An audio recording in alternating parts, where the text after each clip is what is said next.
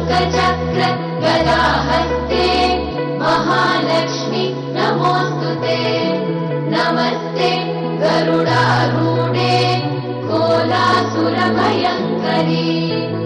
सर्वपाप हरे देवी महालक्ष्मी नमोऽस्तुते। महादेव्यै च विद्महे विष्णुपत्नी च धीमहि तन्नो लक्ष्मी प्रचोदयात्। ನಮಸ್ಕಾರ ವೀಕ್ಷಕರೇ, ಶುಭೋದಯ.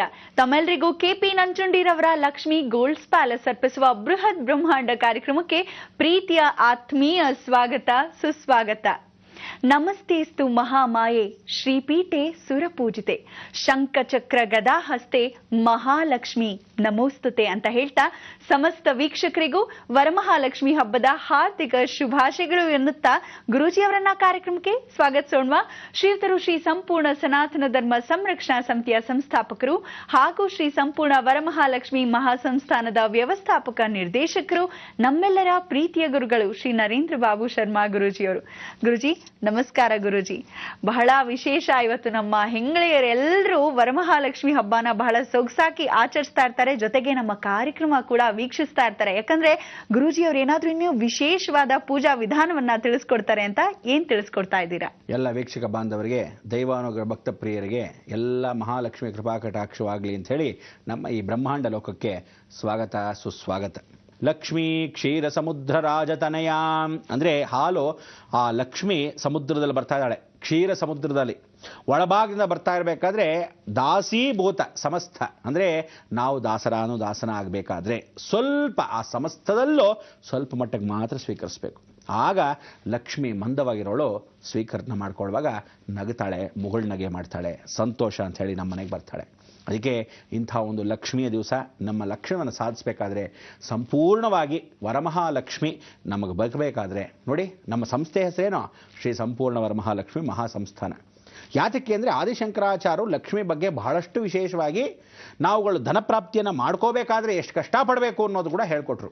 ಲಕ್ಷ್ಯವನ್ನು ಸಾಧಿಸಬೇಕಾದ್ರೆ ಮಹಾಕಾಳಿನ ಮಹಾಲಕ್ಷ್ಮಿ ಮಾಡಿದ್ರು, ಮಹಾಲಕ್ಷ್ಮಿಯ ಸರಸ್ವತಿ ಮಾಡಿ ಶಾರದಾಂಬೆ ಗುಡಿಯಲ್ಲಿ ಕೂಡಿಸಿದ್ರು. ಅಂದರೆ ಎಲ್ಲವೂ ನಾನೇ ಅಂತ ಹೇಳಿ ಆದಿಶಕ್ತಿಯ ಕೂತ್ಕೊಂಡಾಗ, ಆದರೆ ಆ ಲಕ್ಷ್ಮಿ ಮಧ್ಯದಲ್ಲಿರತಕ್ಕಂಥವಳು. ಕಾರಾಗ್ರೇ ವಸತೆ ಲಕ್ಷ್ಮಿ, ಕರಮಧ್ಯೆ ಸರಸ್ವತಿ, ಕರಮೂಲೆ ಸ್ಥಿತೇ ಗೌರಿ, ಪ್ರಭಾತೆ ಕರದರ್ಶನಂ.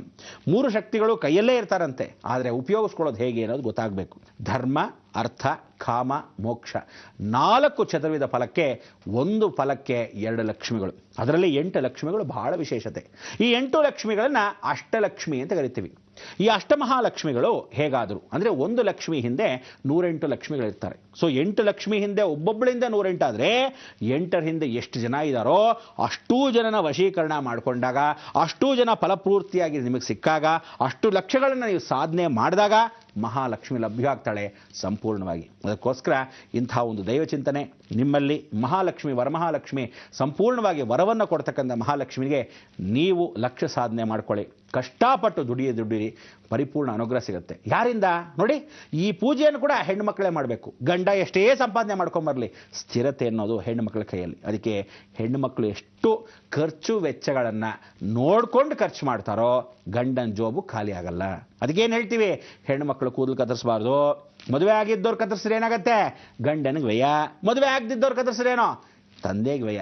ಅದಕ್ಕೋಸ್ಕರ ಜೀವನ ಪೂರ್ತಿ ಹೀಗೆ ಹೆಣ್ಣು ಮಕ್ಕಳಿಂದನೇ ಪೂಜೆ ಪುನಸ್ಕಾರ, ಹೆಣ್ಣು ಮಕ್ಕಳಿಂದನೇ ಜೀವನ, ಹೆಣ್ಣು ಮಕ್ಕಳ ಮುಖಾಂತರವೇ ಸರ್ವ ಅಂತ್ಯವೂ ಹೌದು. ಅದಕ್ಕೆ ಜೀವನದಲ್ಲಿ ಆದಿ ಅಂತ್ಯದ ಮಧ್ಯದಲ್ಲಿರ್ತಕ್ಕಂಥ ಜಗನ್ಮಾತೆ ಸಾಕ್ಷಾತ್ ಲಕ್ಷ್ಮಿ ಚಂಚಲೆಯಾಗಿರ್ತಾಳೆ. ಇಂಥ ಒಂದು ಸಂಪೂರ್ಣ ವರಮಹಾಲಕ್ಷ್ಮಿ ಹಬ್ಬಕ್ಕೆ ತಮ್ಮೆಲ್ಲರಿಗೂ ಆ ಭಗವಂತ ಕೃಪಾ ಕಟಾಕ್ಷ, ಆಯುರ ಆರೋಗ್ಯ, ಐಶ್ವರ್ಯ, ಮುಖ್ಯವಾಗಿರ್ತಕ್ಕಂಥದ್ದು ಆರೋಗ್ಯ, ತದನಂತರ ಐಶ್ವರ್ಯ. ಅದಕ್ಕೆ ನಾವು ಪೂಜೆ ಪುನಸ್ಕಾರ ಮಾಡಬೇಕಾದ್ರೆ ಓಂ ಪ್ರಕೃತಿ ನಮಃ, ಓಂ ಆತ್ಮದೇವಂ ಸಮರ್ಪಯಾಮಿ ಅಂತ ಹೇಳ್ಕೋಬೇಕು.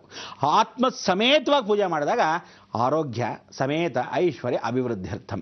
ಅಂದರೆ ನಾವು ಹಾಕಿದಾಗ ಧರ್ಮಾರ್ಥ ಕಾಮ ಮೋಕ್ಷಪ್ರದಾಯಕಂ, ಅಂದರೆ ಕೊನೆಗೆ ಮೋಕ್ಷವನ್ನು ಕೇಳ್ತಕ್ಕಂಥದ್ದು. ಇಷ್ಟೆಲ್ಲ ದುಡ್ಡು ಕೊಟ್ಟಿದ್ರು ಯಾರಿಗೋಸ್ಕರ? ಎಲ್ಲವೂ ನಿನ್ನದೇ. ಆದರೆ ನಮಗೆ ಎಷ್ಟು ಲಭ್ಯವೋ ಅಷ್ಟೇ. ಸಮುದ್ರದ ನೀರು, ಸಮುದ್ರದಲ್ಲಿ ಎಲ್ಲವನ್ನೂ ಕುಡಿಯೋಕ್ಕಾಗಲ್ಲ, ಸ್ವಲ್ಪ ಮಟ್ಟಿಗೆ ಮಾತ್ರ ಸ್ವೀಕರಿಸ್ಬೋದು. ಆದರೆ ಸಮುದ್ರದ ನೀರಿಗೂ ನದಿ ನೀರಿಗೂ ವ್ಯತ್ಯಾಸ ಇದೆ. ಸಮುದ್ರನೇ ಎಲ್ಲ ನಮ್ಮದು, ನೀರೆಲ್ಲ ಸಿಕ್ಕಾಪಟ್ಟೆ ನಮಗೆ ಇದೆ ಅಂತ ಅನ್ಕೊಂತಾರೆ. ಆದರೆ ಉಪ್ಪು ನೀರು ವೇಸ್ಟ್. ಅದೇ ಸಿಹಿ ನೀರು ಸ್ವಲ್ಪ ಇದ್ರೂ ಸಾಕು, ಬಾಯಾರಿಕೆಗೆ ಹಬ್ಬಾಡ ತೃಪ್ತಿ ಆಯಿತು ಅಂತೀವಿ. ಅದಕ್ಕೆ ಹೇಳೋದು, ಜೀವನದಲ್ಲಿ ಯಾವುದು ಅಲ್ಪ ತೃಪ್ತಿಯಾಗಿರಬೇಕು, ತೃಪ್ತಿಪೂರ್ವಕವಾಗಿರ್ತಕ್ಕಂಥ ಮನಸ್ಸನ್ನು ಎಷ್ಟು ಸಂತೃಪ್ತಿ ಪಡಿಸ್ಕೊತೀವೋ ಅಷ್ಟು ಉತ್ತಮ ಅಂತೀವಿ. ಮುಖಾಂತರ ಹೇಳ್ತಾ, ಸಂಪೂರ್ಣ ವರಮಹಾಲಕ್ಷ್ಮಿ ಕೃಪಾಕಟಾಕ್ಷದಿಂದ ನಮ್ಮ ಈ ಸಂಸ್ಥೆಯ ಮುಖಾಂತರವಾಗಿ ತಮ್ಮೆಲ್ಲರಿಗೂ ಭಗವಂತನ ಕೃಪಾಕಟಾಕ್ಷ ಆಗ್ತಾ ಇರಲಿ. ಸಂಜೆ ಎಲ್ಲರೂ ಆಶ್ರಮಕ್ಕೆ ಬರ್ಬೋದು. ಇವತ್ತಿನ ಆಶ್ರಮದಲ್ಲಿ ಎಲ್ಲರಿಗೂ ಮಹಾಮಂಗಳಾರತಿ, ಪೂಜೆ, ಪುರಸ್ಕಾರ, ಅಲ್ಲಿಗೆ ಈ ಪ್ರಸಾದವನ್ನು ಸಾಯಂಕಾಲ ಅಂದರೆ ಬೆಳಗ್ಗೆ ಎಲ್ಲ ಹೆಣ್ಮಕ್ಳು ಪಾಪ ನಿಮ್ಮ ಮನೇಲಿ ಪೂಜೆ ಮಾಡ್ಕೊಂಡಿರ್ತಾರೆ. ಯಾರ್ಯಾರಿಗೆ ಅನುಕೂಲವಾಗುತ್ತೋ ಧಾರಾಳವಾಗಿ ಆಶ್ರಮಕ್ಕೆ ಬಂದು ಪ್ರಸಾದವನ್ನು ಸ್ವೀಕರಿಸಿ. ಒಬ್ಬಟ್ಟು ಮಾಡ್ತಾರೆ, ಬಹಳ ವಿಶೇಷ. ಯಾತಕ್ಕೆ ಒಬ್ಬಟ್ಟು ಮಾಡ್ತಾರೆ ಅಮ್ಮನವರಿಗೆ ಅನ್ನೋದು ಮುಖ್ಯ. ಎರಡನೇದು, ಈ ಅಷ್ಟಲಕ್ಷ್ಮಿಗಳಲ್ಲಿ ಯಾರ್ಯಾರು ಪ್ರಧಾನ, ಯಾರು ಮೊದಲು ಯಾರು ಅಂತ್ಯ, ಏನೇನು ಪ್ರಸಾದವನ್ನು ಕೊಡ್ತಾಳೆ. ಈ ಅಷ್ಟಲಕ್ಷ್ಮಿಗಳ ಜೊತೆಗೆ ಒಂದು ಜ್ಯೇಷ್ಠಾದೇವಿ ಅಂತ ಒಬ್ಳು ಕೂತಿರ್ತಾಳೆ. ಇವಳು ಯಾರು? ಇವಳು ಲಕ್ಷ್ಮಿ ವಾಹನ ಯಾರು ಮೊದಲೇ ಹೇಳಿದ್ದೀವಿ. ಆದರೂ ಸಹ ಕೂತ್ಕೋಬೇಕಾದ್ದು ಇವತ್ತೇ ಅಲ್ವೇ? ಅವಳನ್ನಿಟ್ಟು ಪೂಜೆ ಮಾಡದೇ ಇದ್ರೆ ಮಹಾಲಕ್ಷ್ಮಿ ಹಾರ್ಕೊಂಬರೋದಾದ್ರು ಎಲ್ಲಿಂದ? ಗರುಡನ ಮೇಲಂತೂ ವೆಂಕಟೇಶ್ವರ ಬರ್ತಾನೆ, ಮಹಾವಿಷ್ಣು. ಇವಳು ಆದ್ಮೇಲೆ ಬರಬೇಕು. ಪಾಪ ಅವಳಿಗೊಂದು ವಾಹನ ಬೇಕೋ. ಕಾರ್ ರೆಡಿ ಮಾಡ್ಕೊಳ್ಳಿ, ಹೇಳ್ತೀನಿ.